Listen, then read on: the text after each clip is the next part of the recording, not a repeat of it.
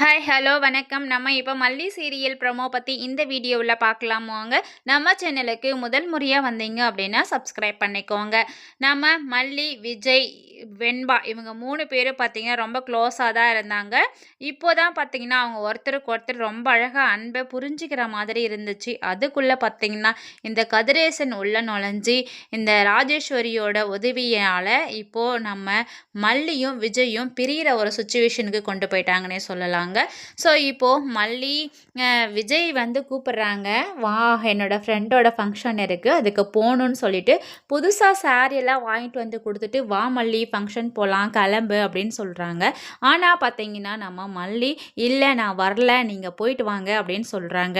ஏன் மல்லி இப்படி சொல்கிற அப்படின்னு சொல்லிட்டு கேட்குறாங்க. நம்ம வெண்பாவும், அம்மா வாமா போகலாம் மல்லியம்மா அப்படின்னு கூப்பிட்றாங்க. ஆனால் வரமாட்டேங்கிறாங்க. நம்ம மல்லி சவுண்டாக கத்துறாங்க. அது வந்துட்டு அந்த மூளை ரோடு வரையும் கேட்குது அப்படின்ற மாதிரி அன்னபூர்ணி அம்மா வெளியிலேருந்து வந்து மல்லியே கேட்குறாங்க.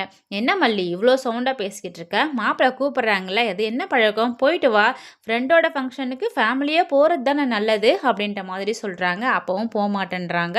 அதுக்கப்புறம் பார்த்தீங்கன்னா, இல்லை மல்லி வருவா மாப்பிள்ளை, நீ கொஞ்ச நேரம் இரு, ரெடி ஆகிட்டு வந்துடுவாங்கன்னு சொல்கிறாங்க.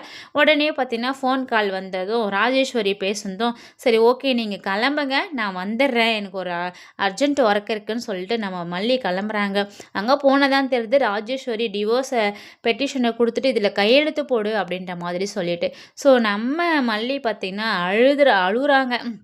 என்ன பண்ணுறது, போடுறதா இல்லையா, ஏன் இவ்வளோ சீக்கிரம் என்னை இப்படிலாம் போட வைக்கிறீங்க அப்படின்ற மாதிரி கேட்குறாங்க. இருந்தாலும் ராஜேஸ்வரி அதை கேட்காம கையெழுத்தும் வாங்கிடுறாங்க.